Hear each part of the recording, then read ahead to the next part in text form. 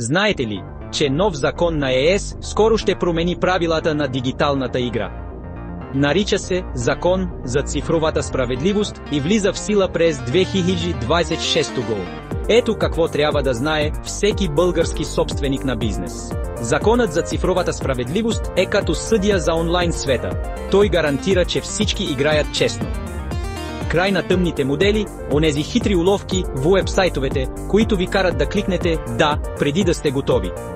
От сега нататък, сделките трябва да са на прост език, а рекламите от инфлуенсъри, те ще се нуждаят от голям, ясен етикет. Това е реклама.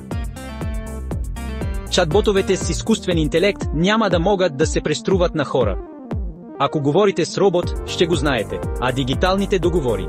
Забравете страниците с объркващ жаргон, простото ясно и директно е новият стандарт. И така, кого засяга това?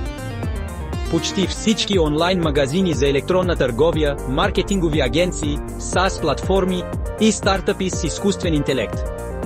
Големи международни играчи като Meta и Google вече правят промени, но за малките български фирми наваксването може да означава по-високи разходи и трудни решения.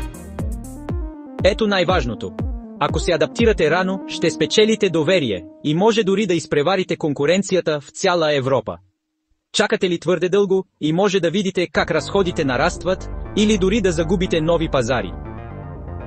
Цифровата справедливост идва, независимо дали сте готови или не.